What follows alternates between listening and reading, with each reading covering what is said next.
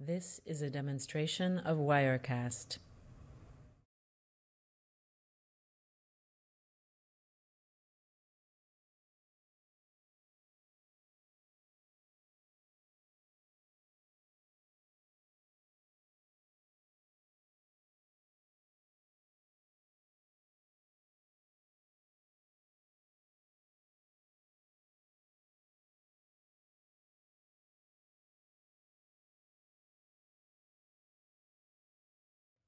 This is a demonstration of Wirecast.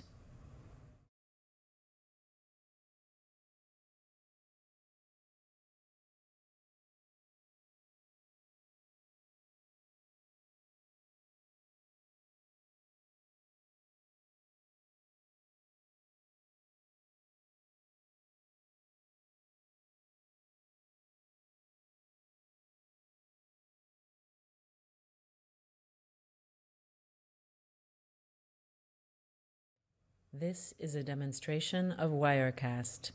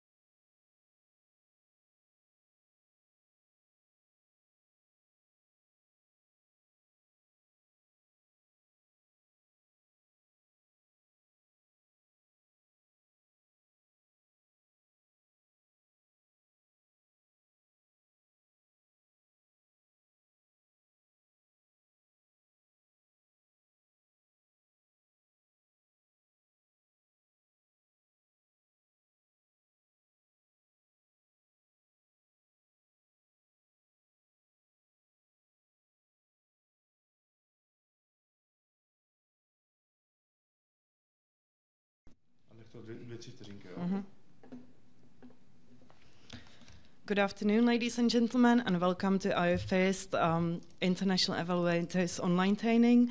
I do apologize for the technical difficulties. We are still learning how to do the online trainings, but I'm sure in the future it will run smoothly. My name is Barbara Hušková. I'm External Evaluators Database Administrator, and I will guide you through this afternoon. Some of you have already met me within the OPIDI evaluations, and I'm glad to see that you are interested in these evaluations as well. All of you that are present today, today have passed the first general test and are approved evaluators following this training, although there is a specific test which we will send you the link to within a day or two while the information from today's training is still fresh. First of all, please don't forget to type your name in the chat window.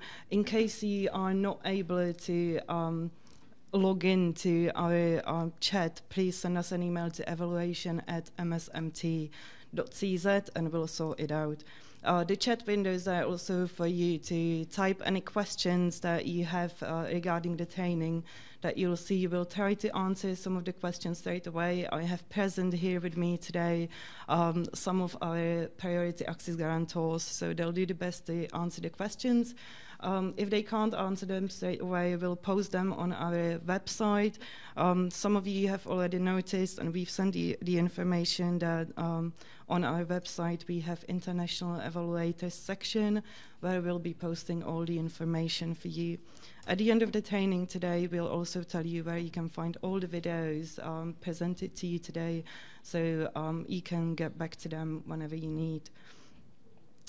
That's probably all from me right now. If you have any questions regarding the organization of either the training or the evaluation itself, please type it in the window. I'll try to answer it during the day. The way it's going to run today is we'll play you some videos and we'll have live streams in between. We'll also have some coffee breaks, so don't worry, we won't put too much on you at this point. So for now, I'd like to put a first presentation in. Oops, sorry, have someone helping me. All right, there we go.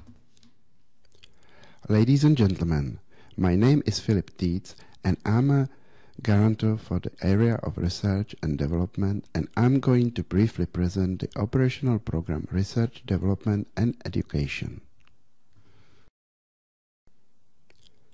The operational program Research, Development and Education is a multi-annual thematic program under the responsibility of the Ministry of Education, Youth and Sports, which allows drawing of funds from the structural funds in the 2014-2020 programming period. It is a multi-fund program financed both from the European Regional Development Fund and from the European Social Fund. The financial allocation of the operational program is almost €3.5 billion. The aim of the operational program is to contribute to the Czech Republic's shift towards economy based on an educated, motivated and creative workforce and the production of high-quality research results and their use to increase the competitiveness of our country. The program will contribute to one of the three priorities of the Union strategy for smart, sustainable and inclusive growth, the Europe 2020 strategy, i.e. to prioritize smart growth, youth on the move and inclusive growth. Apart from contributing to the above Europe 2020 priorities, the actions respond also to other recommendations in strategic documents at the European and national levels. The first priority axis, strengthening capacity for high quality in research, focuses on achieving excellence in Czech research internationally, improving cooperation in research, and improving infrastructural conditions for the preparation of future researchers. This priority axis is financed from the European Regional Development Fund. The second priority axis, development of universities and human resources for research and development, focuses on improving the quality and openness of higher education together with improving strategic management of higher education institutions. Development of human resources for research and development, including enhancing research-related tuition, improving the quality of infrastructure conditions to improve the quality of openness of higher education institutions. This priority axis is financed both from the European Regional Development Fund and from the European Social Fund. The third priority axis, equal access to quality preschool, primary and secondary education, focuses on education to social integration of children and pupils with special educational needs, on improving the quality of preschool education, including facilitating the transition of children to primary school, improving the quality of education of pupils in key competencies, development of the system of strategic management and evaluation of quality in education, improving the quality of training of future and novice teaching staff, and improvement of quality of education and vocational training, including enhancing their relevance for the labor market. This priority axis is financed from the European Social Fund. The financial allocation for each priority axis is as follows. First priority axis, 1.2 billion euro. For the second priority axis is almost 1 billion euro, and for the third priority axis is 1 billion euro. The basic principles of the operational program include emphasis on country-specific recommendations by the Council for the Czech Republic. Interventions from the operational program must primarily be directed to fulfill the objectives of these country-specific recommendations. Moreover, emphasis is put on evidencing the necessity of spending with an analysis or a strategy. Interventions from the previous programming period, 2007-2013, must be taken into account. Each area in which interventions from the operational program are to be used must be underpinned with a strategy.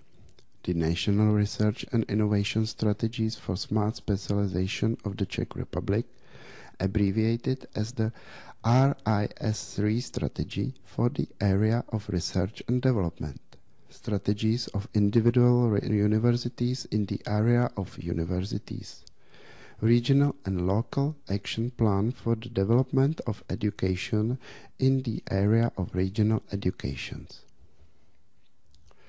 Emphasis will be also put on thorough preparation of calls and focuses of interventions. As part of the simplified administrative burden during project implementation, simplified forms of reporting will be used, referred to as templates, namely for kindergartens, primary and secondary schools, including post-secondary vocational schools. The maximum length of projects implemented in the form of simplified reporting can be from 2 to 3 years. It will be possible to announce calls for activities across specific objectives and investment priorities, not across priority axes. This will apply to some calls in the second priority axis and most calls in the third priority axis and templates.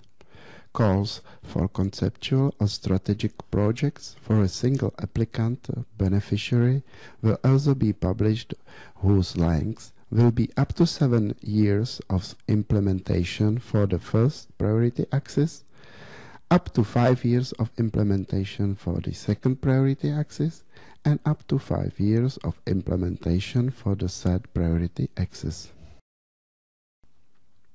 This is general information about the operational program Research, Development and Education.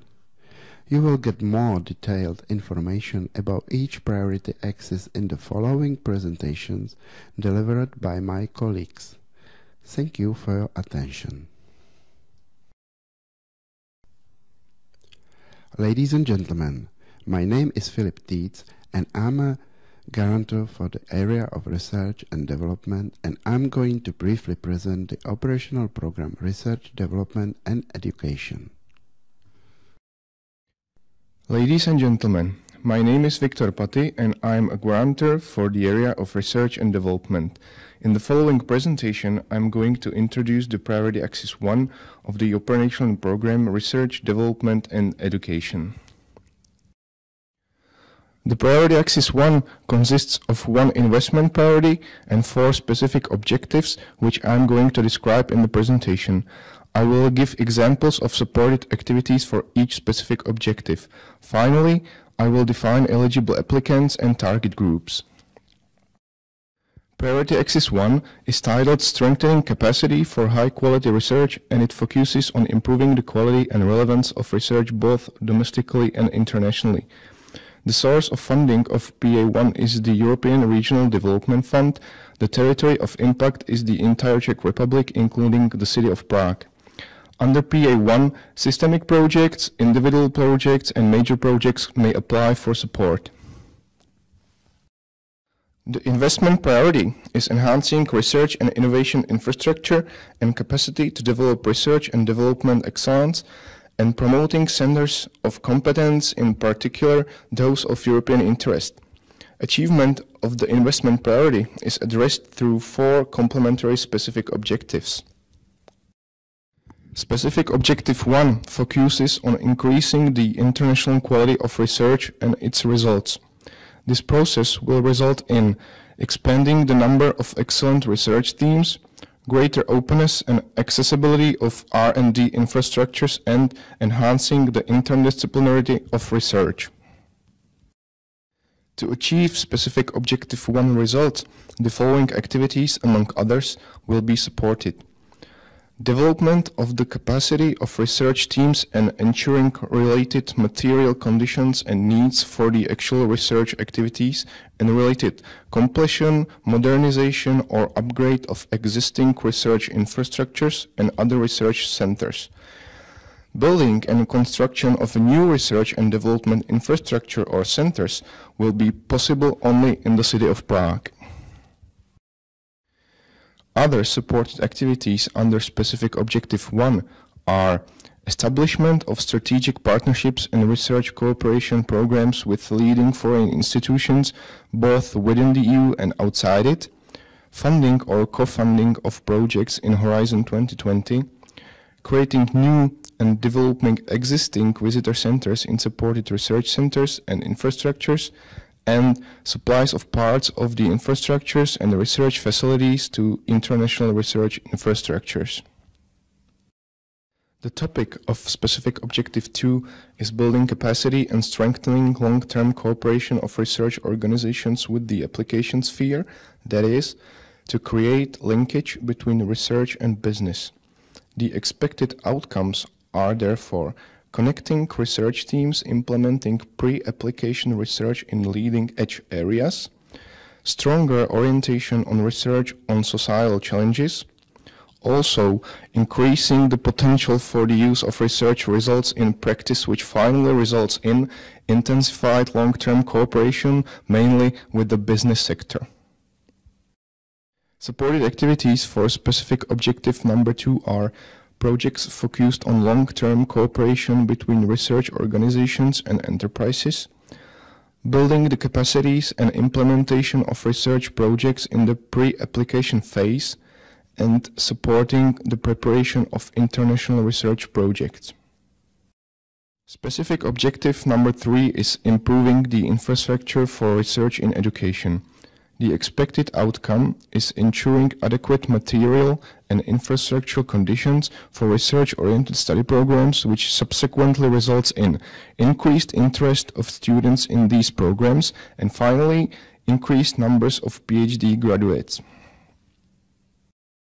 An example of supported activities is improving infrastructural conditions of higher education institutions and institutes of the Academy of Sciences of the Czech Republic, and investment in research equipment for education purposes.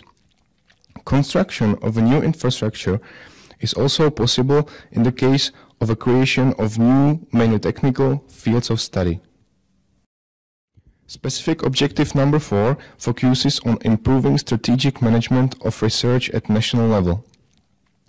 The result of specific objective number 4 is establishment of adequate environment for excellent research, that is, a stable and sufficiently attractive environment without unnecessary administrative burden, which prevents a higher number of high-quality research results.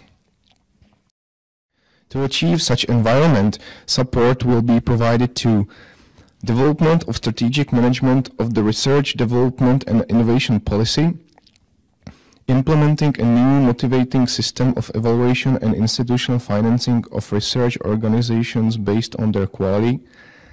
International research and innovative activities will also be supported.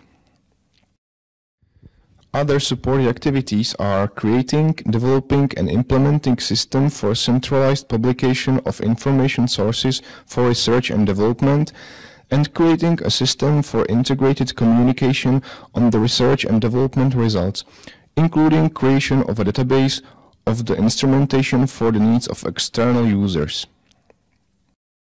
Eligible applicants of priority axis number 1 are entities meeting the definition of an organization for research and dissemination of knowledge according to the framework for state aid for research, development and innovation, that is, higher education institutions, public research organizations, corporations, contributory organizations, state organizations and others. Also, other entities performing research, state administration and self-government bodies and their unions and their subordinate organizations, and other entities involved in RIS3 strategy, management and implementation. Target groups of priority axis number 1 are personnel of research organizations, higher education students, public administration staff dealing with research, development and innovation, media staff, researchers in the private sector, and public administration staff. For more information and more details about Priority Axis 1, see the text of the operational program and documents on the website of the Ministry of Education. Ladies and gentlemen, thank you for your attention. Ladies and gentlemen, my name is Radovan Vlha and I am a guarantor for the area of higher education institutions. I would like to introduce Priority Axis 2. I will introduce the priority axis in general, followed by its investment priorities and specific objectives. I will also define eligible applicants and target groups. The priority axis is titled Development of Universities and Human Resources for Research and Development. The sources of funding are 2 funds, the European Social Fund for Investment Priority 1 and the European Regional Development Fund for Investment Priority 2. These 2 investment priorities are planned as a complementary. Investment in human resources funded from the ESF will be supported by investment from the ERDF necessary to complete, upgrade or modify the infrastructure of a higher education institution or another research organization. The territory of impact is the Czech Republic in general, including Prague. Priority Axis 2 focuses mainly on the development of human resources in the area of science and research. It will be possible to apply for support for individual projects. Mobilities will be implemented through simplified projects, however, only under investment priority 1. And now, the investment priorities themselves. First, I will introduce investment priority 1, improving the quality and efficiency of and access to tertiary and equivalent education, especially for disadvantaged group. with a view to increasing participation and attainment levels. This investment priority consists of 5 specific objectives. Specific Objective 1 focuses mainly on improving the quality of higher education institutions and their graduates' employability. This will be achieved through internationalization of higher education institutions, enhancing linkage to practice, and introducing new teaching trends in teaching. Also, the portfolio of practically oriented bachelor's fields of study should be broader.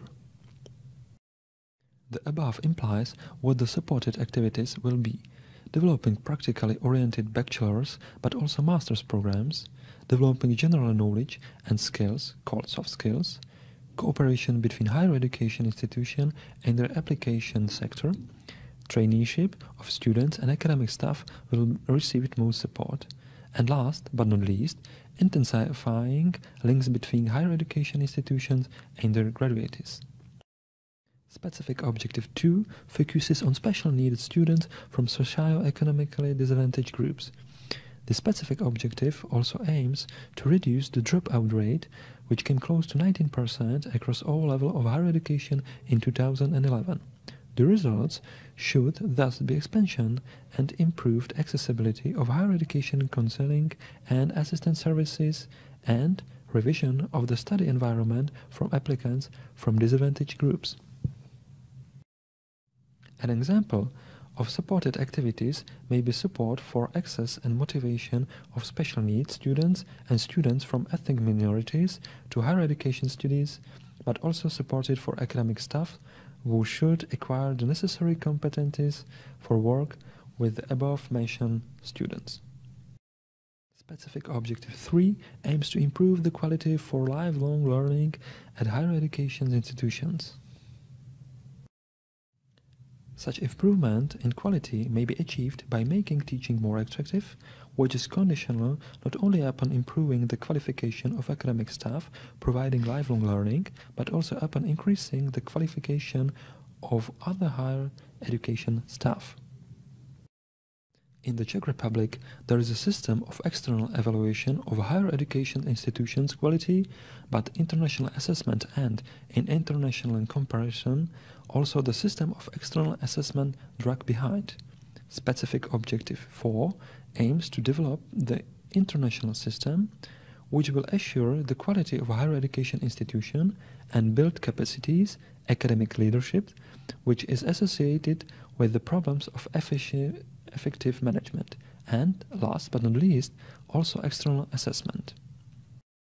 Supported activities include development of strategic, managerial, and project management at the higher education institutions, or enhancing the system's focus on assessment and quality.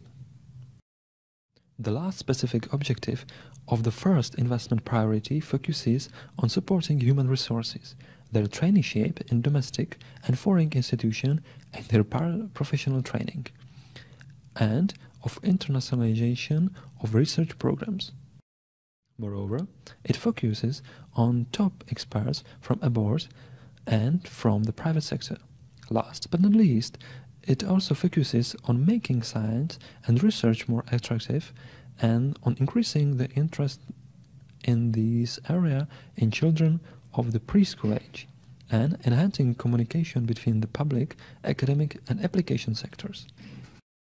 Supported activities in this specific objective will be activities leading to achievement of the above-mentioned results as establishing and developing strategic public-private partnerships, both at the regional and international level, supporting women and increase interest in pupils, students, and in the public in research results. Investment Priority 2 is designed as a support for Investment Priority 1, specifically Specific Objectives 1, 2, and 4, or as a follow-up on projects from the previous programming period. Such support is to be achieved through Specific Objective 1, which will lead to preparation of infrastructure for practical tuition, spatial and material. This should make higher education institution accessible to disadvantaged groups and special needs students. Support will be provided, as has already been said, to investment priority from specific objectives 1, 2 and 4 of investment priority 1, projects from the previous programming period, and investment in the completion, modernization and upgrade of infrastructure. Construction of new infrastructure will be supported only in justified cases, only in fields of studies demanded in the labor market. Eligible applicants for investment priority 1 are higher education institutions and state administration and local government bodies, public research organizations, higher vocational education institutions, or entities conducting research or non-formal education are also eligible applicants. Eligible applicants for investment priority 2 are only higher education institutions. An important point is that the range of beneficiaries will be defined in detail in relevant documents, for example, the text of the call. The target group for the entire priority access are students of higher education institutions, participants in lifelong learning, but also children in kindergartens, primary and secondary schools, pupils and students with obstacles to access to higher education institutions who have subsequently problems with their competition or with employability, but also public administration staff in the area of strategic management of higher education from the target group. Research organization and higher education staff and other listed staff, research from the private sectors, public administration staff in the area of management and implementation of R&D and I, and staff in the centers of non-formal education. More detailed information can be found in the text of operational program on the Ministry's website. For more information and more details about Priority Access 2, see the text of the operational program and document on the website of the Ministry of Education. Thank you for your attention. Ladies and gentlemen.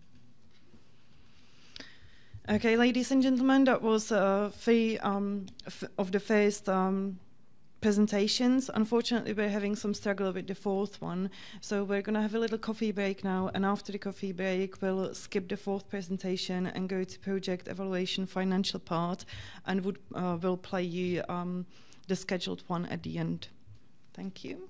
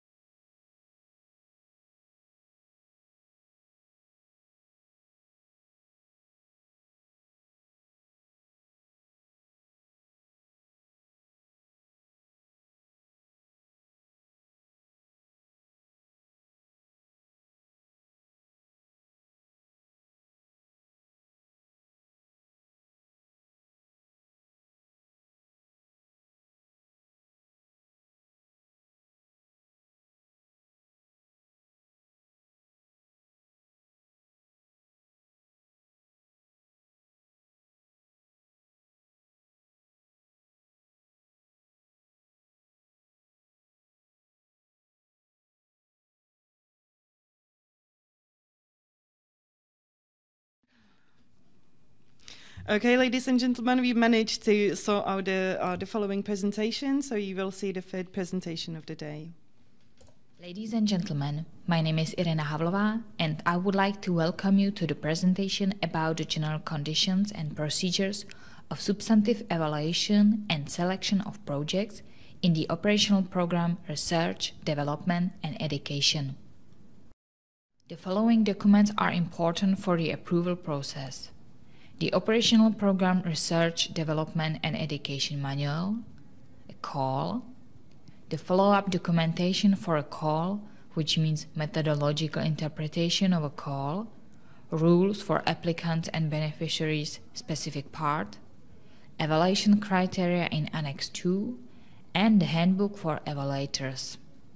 The most recent, i.e. the current versions of rules, general or the specific ones, are always binding for applicants and therefore also for evaluators. The evaluation criteria are defined for each call. They are approved by the monitoring committee, including their maximum score. Once they are approved by the monitoring committee, they may not be amended in any way. The Operational Program Research, Development and Education classifies projects according to their types. Individual projects used to be called in the operational programs Education for Competitiveness and Research and Development for Innovation, the individual projects Other. These projects consist of a set of activities to achieve predetermined, defined and measurable objectives under conditions set out by the call. Individual systemic projects used to be called Individual Projects National. They deal comprehensively with an issue in a certain area or in the entire territory of the Czech Republic. The main feature of these projects is concentrated and targeted support. Major projects are implemented in priority axis number 1. These are projects whose total allowable cost exceeds 50 million euros. Simplified projects used to be called templates because these projects, consisting solely of standardized activities with defined outputs or outcomes and exactly defined amount of support. Just one of the above types of projects may be submitted in each call. The Managing Authority of Operational Program Research, Development and Education defines the approval process, i.e. evaluation and selection of projects, based on the project type. The selected method is stated in the call announced and described in Untitled Chapter 5 of the rules for applicants and beneficiaries, specific part of each call. Each grant application goes through all stages of the approval process according to the principles of transparency, equal access and non-discrimination. We can distinguish 4 stages.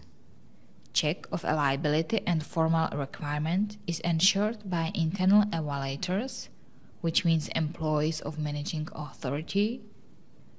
Substantive evaluation, which is ensured by internal and external evaluators, arbitrator and the evaluation board. Selection of projects, which is made by selection board. And the final stage involves an issue of a legal act on the provision or transfer of support, which is ensured by the managing authority of the operational program.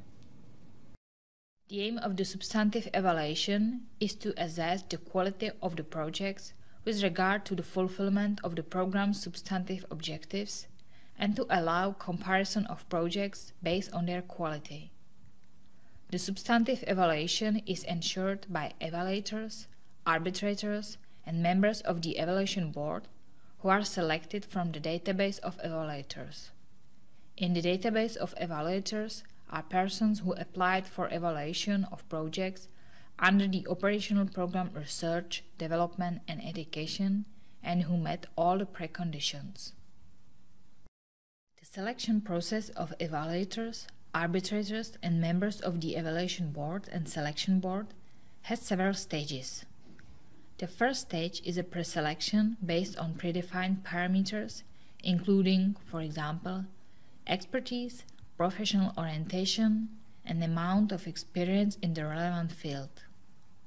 Thereafter, the pre-selected evaluators will be asked through an internal message about their time availability and capacity, i.e. the number of projects they can assess. The number of projects for evaluation is considered the maximum possible number of projects that evaluator is able to access. Time availability is divided into regular and arbitrary evaluation. A necessary precondition for evaluation in a respective call is attending a special seminar, if such training is provided. In conclusion, the evaluators are selected by draw or by manual assignment. The manual assignment will be possible only if the selection by draw is not possible for objective reasons.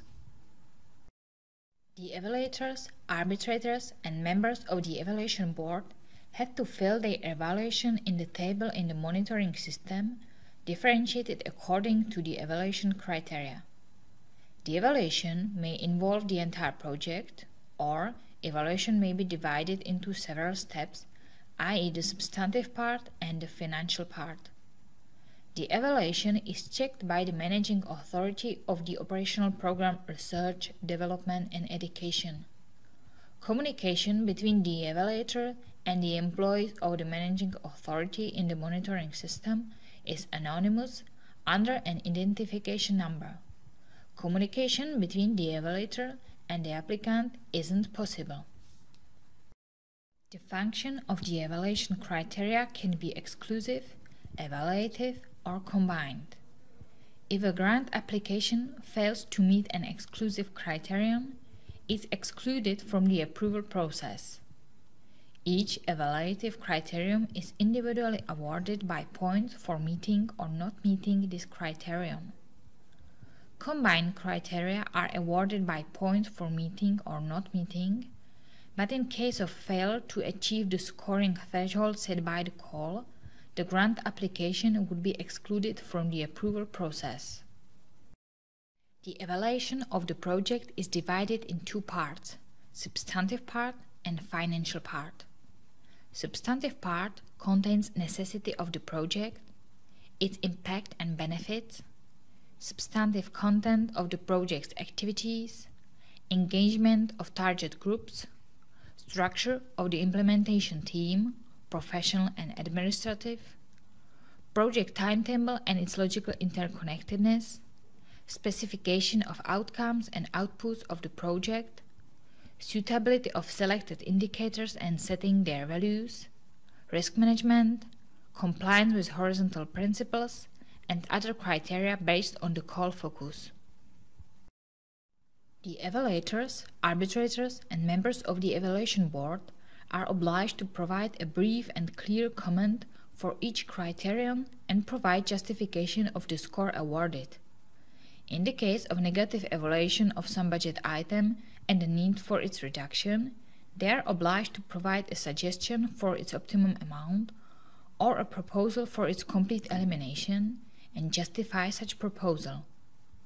In the case of any other suggestions for modifications of the grant application, they are obliged to specify the suggestions and to provide their objective justification. These modifications can involve, for example, the adjustments to the values of indicators, project timetable, size or composition of target groups, etc. Project usually must reach the minimum of 65 points to pass the threshold for proceeding to the project selection stage. Maximum possible score is 100 points. The maximum score and the threshold may be increased if it's required by the specifics of the call. The evaluators and arbitrators are obliged to fill the evaluation comment, including the justification of their proposal to recommend or not to recommend the project for support. The overall comment should be accurate and its maximum length is 1,500 characters. The overall comment must include a summary of the adequacy and efficiency of the project budget in relation to the planned activities and expected outputs and outcomes of the project, a summary of all objections and identification of strengths and weaknesses of the project, and other information necessary for a decision of the selection board. The method of substantive evaluation is set for each call based on the call specifics. Two situations can occur. The first method of substantive evaluation includes internal evaluators, external evaluators, and arbitrators, which means that the evaluation is carried out by two evaluators or by two evaluators and an arbitrator. The second method includes internal evaluators, external evaluators, and the evaluation board, which means that the evaluation is carried out by internal and external evaluators and the evaluation board or by evaluation board only. The evaluation of each grant application is carried out separately by two independent evaluators and entered in the evaluation table in the monitoring system. The resulting score is the average of evaluation of both evaluators. The evaluators' comments are available to the selection board that decide on the recommendation or non-recommendation of the project for funding. This variant of evaluation of grant applications is also carried out separately by two independent evaluators. Where the scoring awarded by two evaluators differs significantly, at least in one criterion, or in the total score, or in the overall recommendation or non-recommendation of the project for support, the grant application is evaluated by independent arbitrator.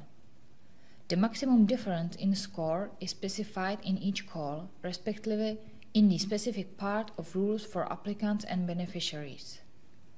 Conditions mentioned above that lead to participation of arbitrator are automatically checked in the monitoring system. Only the evaluator with the arbitrator flag can become an arbitrator.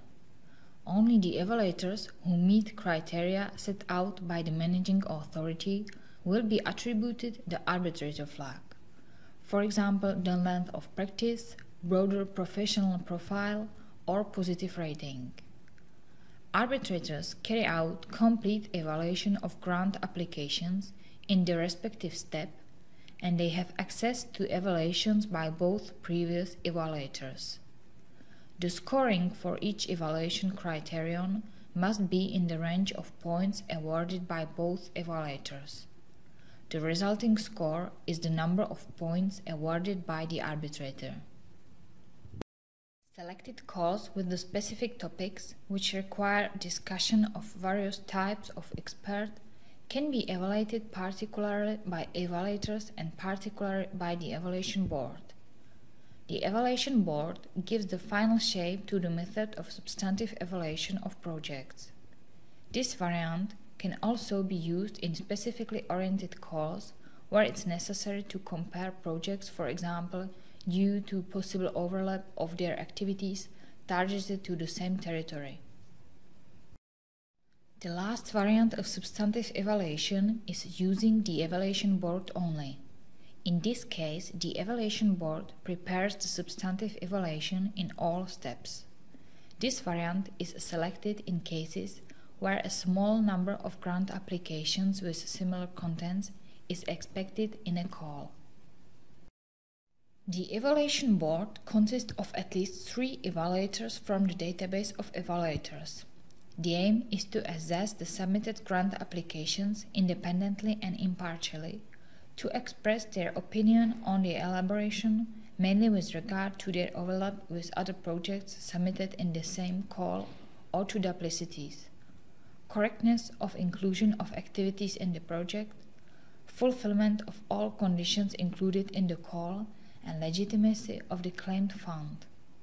The evaluation board also prepares summary materials for a meeting of the selection board. If the selection board is not part of the stage of project selection, they will prepare a list of recommended or not recommended projects for support from the European Social Fund and the European Regional Development Fund for the managing authority in the call. Committee members have the following duties: attend training, sign a declaration of confidentiality and impartiality and declaration about shredding, independently assess all projects in a call, process evaluation in a table overview for evaluation of projects, personally attend committee meetings, and actively participate in the elaboration of the final opinion of the committee. The project is recommended for a meeting of the selection board based on a consensus of all committee members. Projects are evaluated in accordance with the valid operational manual of the managing authority, in accordance with the rules defined in the call announced, according to the committee members' expertise, and primarily according to defined criteria and priorities. The evaluation parameters used by the committee for evaluation must correspond to those listed in the call. The committee always justifies its decision and opinions. Members of the evaluation board respect the evaluation results and the order of projects based on scoring provided by the evaluators in the previous stages of project evaluation. An exception is cases where the committee elaborates evaluation as a whole. The evaluation board may not change the minimum threshold requirements necessary to obtain support. In the case of suspected bias, a member of the committee notified this fact to the committee chair. A member who is in a conflict of interest does not participate in the discussion about the project concerned and in the voting on the project. Written minute is taken of each committee meeting and it's published on the website without the evaluators' names. Ladies and gentlemen, an integral and one of the most important parts of substantive evaluation is a financial and economic, also known as the cost-benefit analysis. The financial evaluation is assessed by these instruments: project funding using 3E rule in prominence of effectiveness, efficiency and economy, cost-benefit analysis, feasibility study, risk analysis. These tools are defined at the level of each call. First, we are going to introduce the basic terms used in financial evaluation of projects. It is important to know which expenditure can be considered as eligible and what types of expenditure do we know. To consider expenditure eligible, it must fulfill following criteria: substantive eligibility, expenditure adequacy, temporal eligibility, local eligibility, and expenditure verifiability. Terms of substantive eligibility of the expenditure must comply with the legal regulation of the European Union and the Czech Republic, and also with the Operation Program Research, Development and Education rules and conditions specified by the respective legal act on the transfer of support. In terms of adequacy, the expenditure must comply with the principles of economy, efficiency and effectiveness. Expenditure is temporarily eligible if it's associated with the cost incurred in the period between the date of a project commencement and the date of termination of physical implementation of project. It is always regulated by the respective call. There is also possibility of retrospective eligibility of expenditure, and is also regulated by the call. The project and its expenditure must be held in a territory covered by the program within which the project is supported. Expenditure must be properly identifiable, verifiable, and provable. And now we are getting to the first type of expenditure. Direct expenditure can be investment and non-investment expenditure. Investment expenditure include land, but it's eligible only under Priority Axis 1 and Priority Axis 2, buildings and constructions, but there's eligibility only under Priority Axis 1 and Priority Axis 2, plant and machinery, hardware and personal equipment, intangible fixed assets. Non-investment expenditure include personal expenditure, travel expenses, material, plant and machinery, hardware and personal equipment, depreciation, PT intangible assets, rental and leasing, local office, purchase of services, administrative and other fees, direct support, contribution in kind. It is regulated by the respective call which of the types of expenditure may be seen as indirect costs. The amount of indirect costs is derived as a flat rate. Indirect costs are not reported by the beneficiary during implementation. These are several types of indirect costs, such as cost of services activities, payment of energy, rent, local office, domestic business trips of the implementation team, costs associated with the project administration, and other costs as specified by the respective call. The rate of indirect costs of project from the European Social Fund is defined based on the amount of direct expenditure as shown in the following table. The table can be found in Rules of Applicants and Beneficiaries in general part. The flat rate of indirect costs of project from the European Regional Development Fund is defined either individually for each project or based on a conducted analysis at the call level. The flat rate of indirect cost must never exceed 25%. In case of individual determination of indirect costs, the applicant edits the budget in the breakdown to administrative expenditure and the other expenditure. Then, the budget is assessed in the project evaluation process. The managing authority determines a flat rate of indirect costs as a proportion of administrative costs to the total direct eligible expenditure of a project, and this rate is fixed and applies until the end of the project implementation. An integral and one of the most important parts of substantive evaluation is a financial and economic, also known as the cost-benefit analysis. The financial evaluation is assessed by these instruments. Project funding, using 3E rule, in prominence. The following section is devoted to the evaluation criteria and the main source of information for evaluation. Within the substantive evaluation of the financial side are usually evaluated by the following criteria: adequacy and consistency of the budget with the contents and scope of the project, funding of the project, and cost-benefit analysis.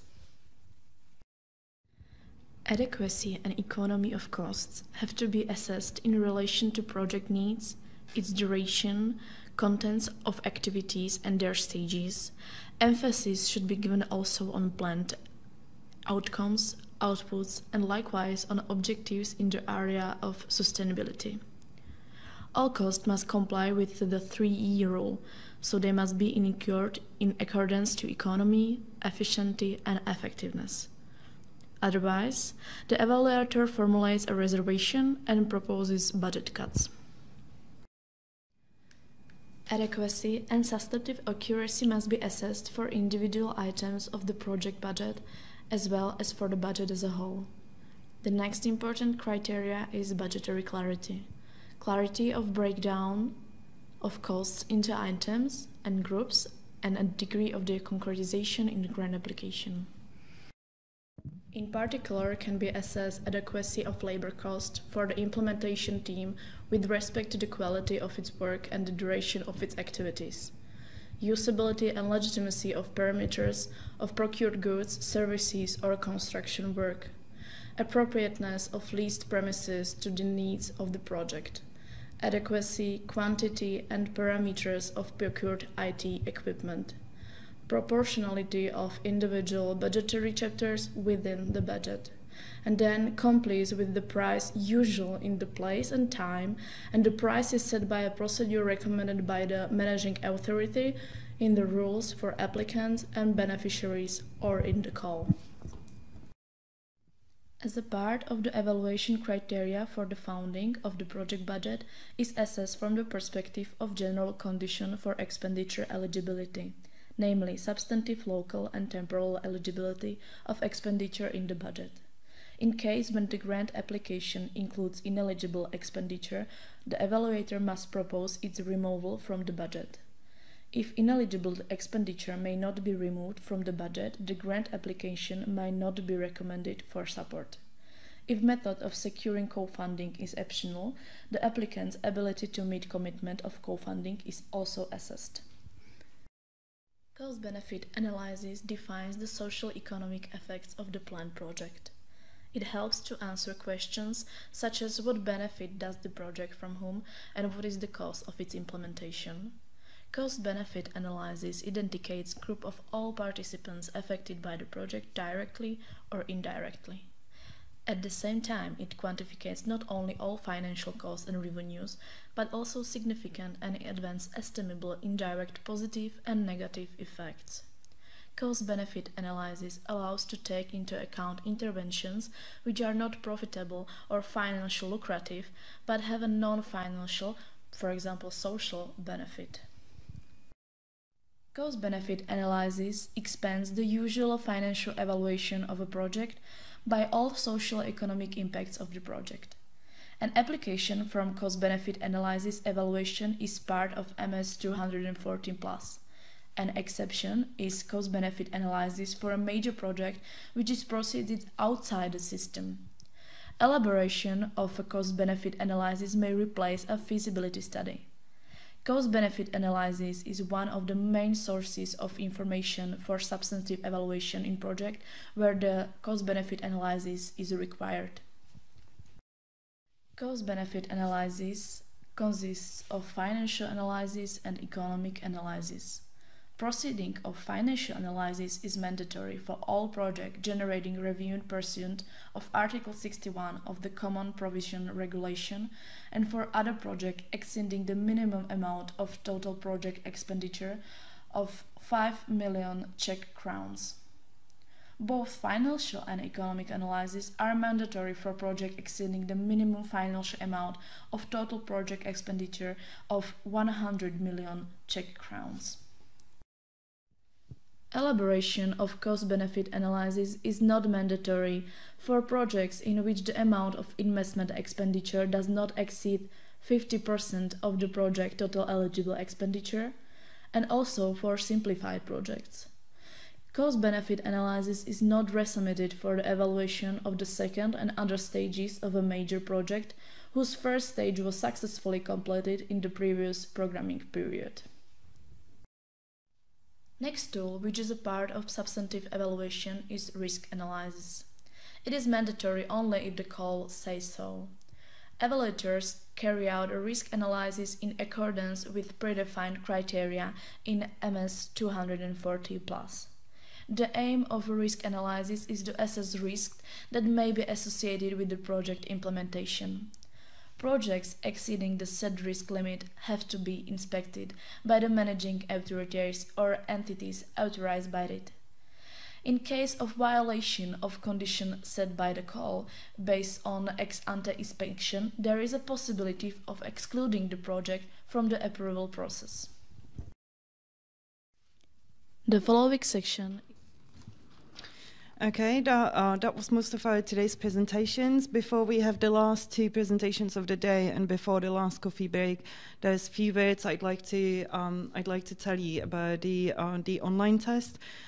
You all have done the general online test, and what's waiting for you is a specific test.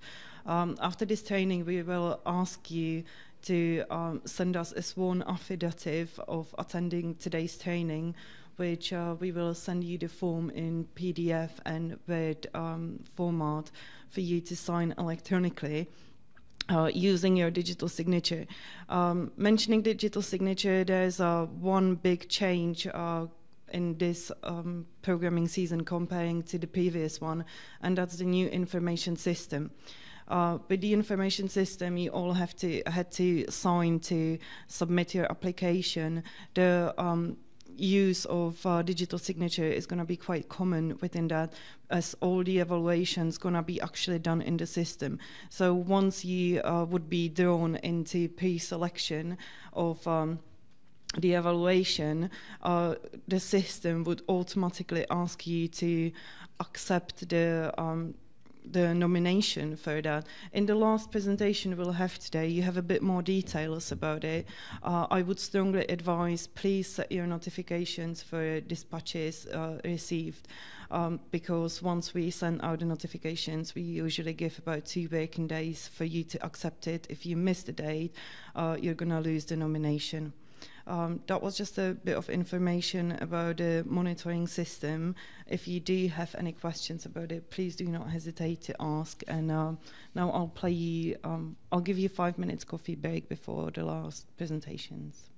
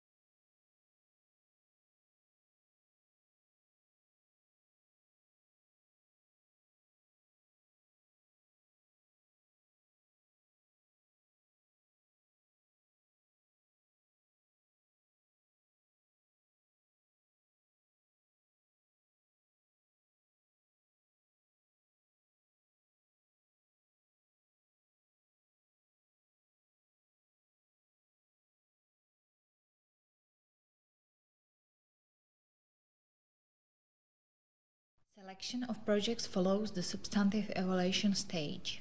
The aim of the project selection stage is to select transparently and based on the result of the project's substantive evaluation stage projects which will contribute to the fulfillment of substantive and financial objectives of a program. A grant application is included in the process of project selection on condition that it has fulfilled all the conditions of substantive evaluation of projects. Selection board consists of at least 3 persons who are internal or external evaluators from the database of evaluators.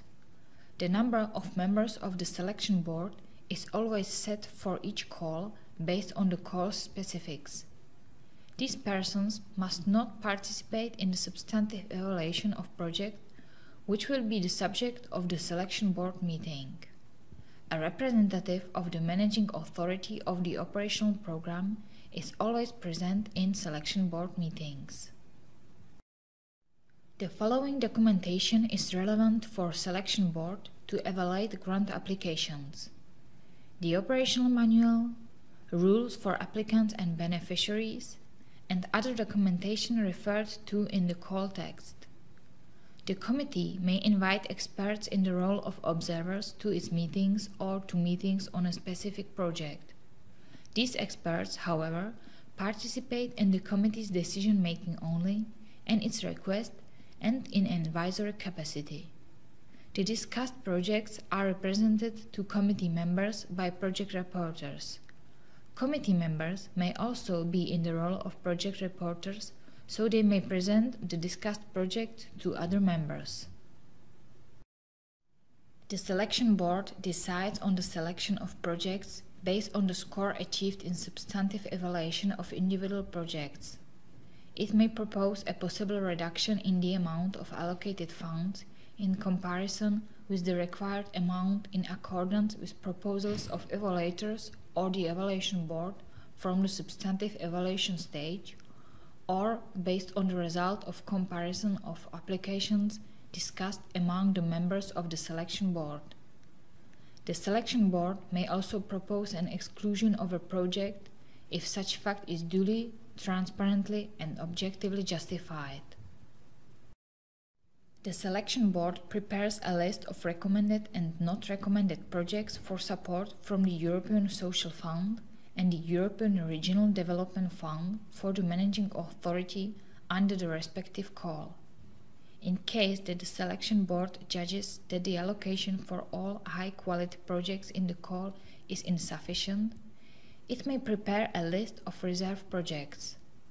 In case of exhausting of the total allocation of the call, the selection board may suggest to the managing authority an increase in the total allocation set for the call to the corresponding amount of funds for projects scoring at least 75 points.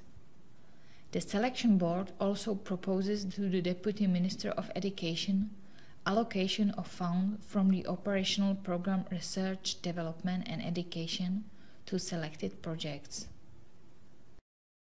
According to the rules of procedure, the selection board recommends or does not recommend a project for support or funding, or it recommends it with reservations. Such projects obtain support only after fulfilling conditions laid down by the selection board. The selection board always justifies its decisions and opinions so that it's clear what a decision was based on. The selection board may not recommend a project for the following reasons. By supporting the grant application, there would demonstrably be duplicate funding of already implemented or supported activities. Project activities demonstrably significantly or partially overlap with an already implemented project. Project activities demonstrably significantly or partially overlap with another project discussed in the selection board. In that case, the project with lower score is not recommended. The grant application may not be supported due to insufficient remaining allocation in the call. The grant application does not meet the call conditions after changes proposed by the selection board. The selection board may recommend a grant application for funding with reservations and lay down conditions for recommending a grant application only based on a proposal by the evaluators or the evaluation board from the substantive evaluation stage, or based on a comparison of applications discussed among the members of the selection board. The selection board may propose a reduction in the amount of individual budgetary chapters or items due to a liability, economy, and efficiency. In this case, the selection board must state particular cutting of budgetary chapters or items and the reason for cutting of budgetary chapters or items. The selection board may recommend a transfer of misclassified budgetary items to the correct budgetary chapters based on a recommendation of an evaluator or the evaluation board or a member of the selection board. The selection board may require the applicants to change in the quantification of indicators, to maintain some activities, to adjust the activities, partnerships, administrative or professional team, and so on. The selection board may increase the proportion of indirect costs of the project in the case the allowable expenditure of the project decreases due to budgetary cuts, which will change the size of the project for determining the proportion of indirect costs. The possibility of evaluation of the grant applications is offered to a person from the database of evaluators through the monitoring system. The evaluator or member of the evaluation board or selection board have to indicate their offer through the monitoring system. Selected person evaluates the grant application and submits the evaluation entered in an evaluation table to the employees of the managing authority. The selected person's duty is to incorporate any objections to the formal requirements of the submitted evaluation. The evaluator or member of the evaluation board or selection board must attend specific training if it required for the respective call. The evaluator or member of the evaluation board or selection board must evidence the evaluation preparation through a worksheet if it's required. It depends on the King of Labor Law Act. If selected person is appointed as a member of the evaluation board or selection board, he or she makes himself or herself acquainted with the materials for the evaluation board or selection board meeting, presents the project in the evaluation board or selection board, votes on the recommendation or non-recommendation of the project for support or funding in the case of being a member of the evaluation board or a member of the selection board. If an arbitrator is involved in the substantive evaluation, he or she must carry out an arbitration of evaluations by external evaluators in the monitoring system. Also, he or she must incorporate any objections to the formal requirements of the submitted evaluation after its inspection by relevant personnel of the managing authority. Attend specific trainings if they are required for the respective call, and eventually he or she demonstrates the evaluation preparation through a worksheet. All information related to the process of evaluation or selection of project and the contents of the actual project is strictly confidential.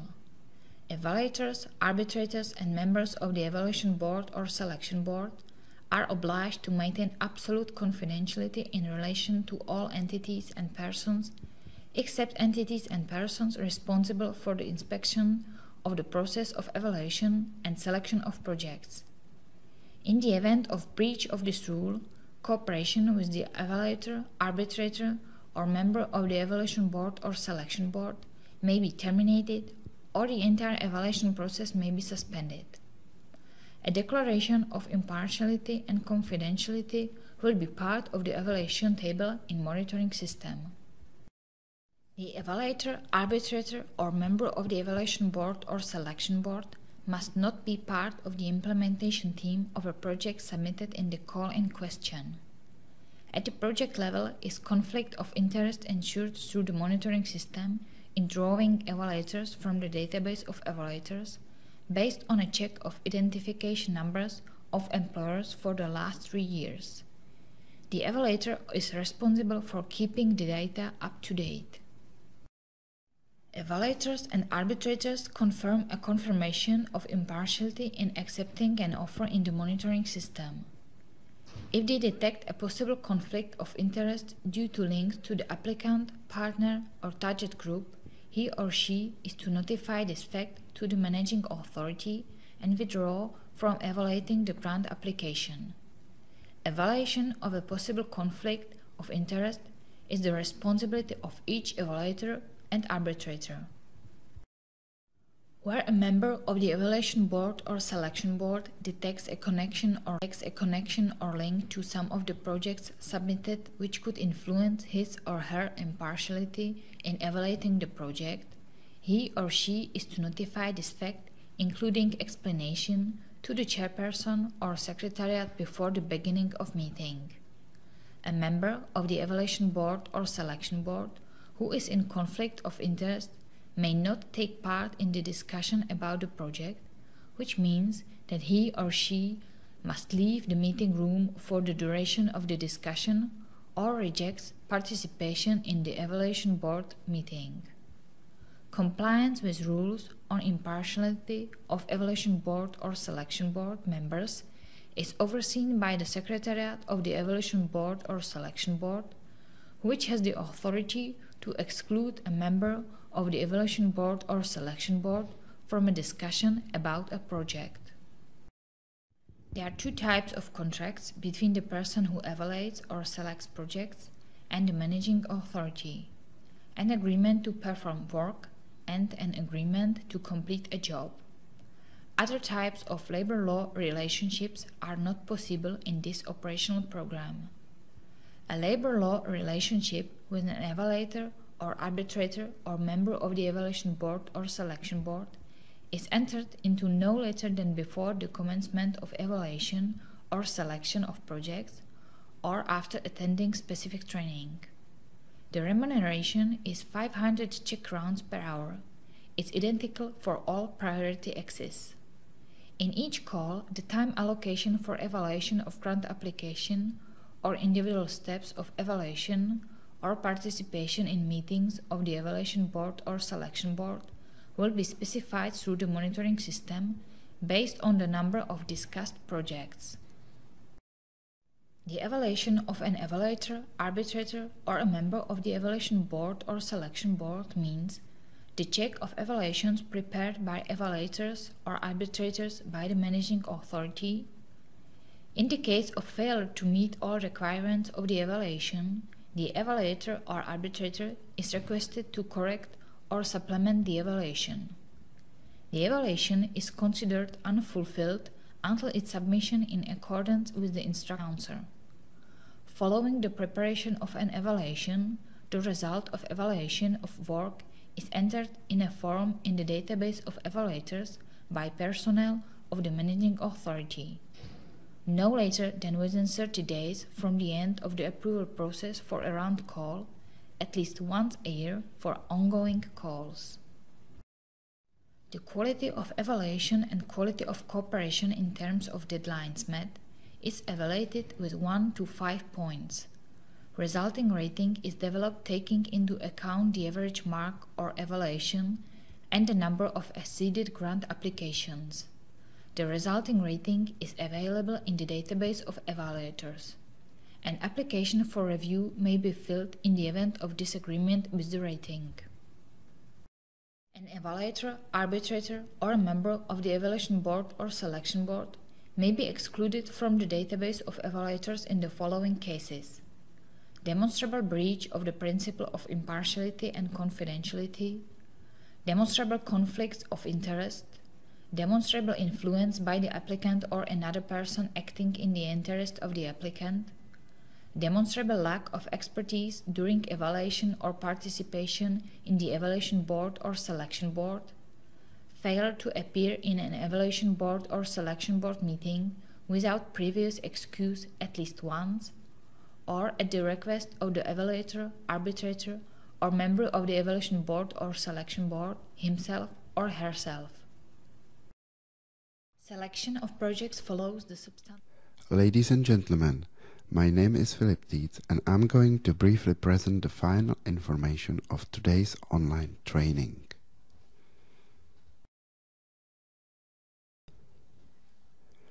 This presentation contains information on the steps of selection process for evaluators which will follow this training, information about monitoring system, and finally contacts for methodological and technical questions. This online training is a part of the selection process for evaluators. After the end of the training, you'll be asked to take an online test which will consist of thematic areas on which the training is focused. Upon passing the test, the candidates will become official evaluators of operational program and will be approached to perform evaluation under individual calls. I would like to point out that all the communication is to be run via internal dispatches in MS 2014+. The email communication can be used in emergency only. Setting up automatic notifications of dispatches will be shown on the slide. Here is the information on how to set up notifications for internal dispatches. In the User Profile module, access the Contact Information tab. Please check whether the green tick validity is checked. If there is a cross, notifications are not sent. Checking the box will activate sending of notifications to your email account or text messages.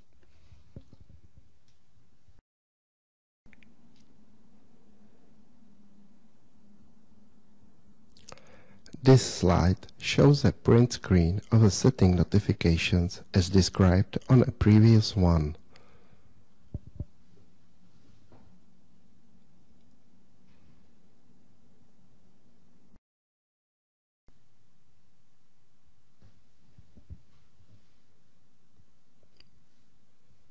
Here you can see how to set up your time availability to evaluate projects.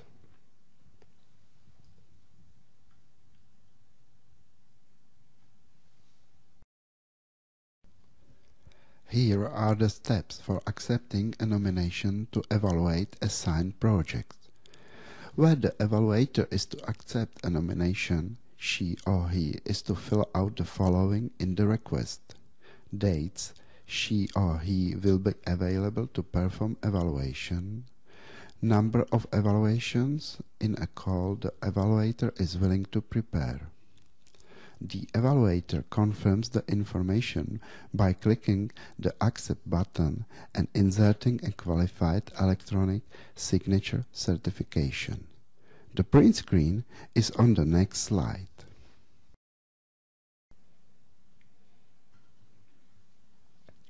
This is the print screen for accepting the nomination. Detailed training on monitoring system will be included in separate training for each call.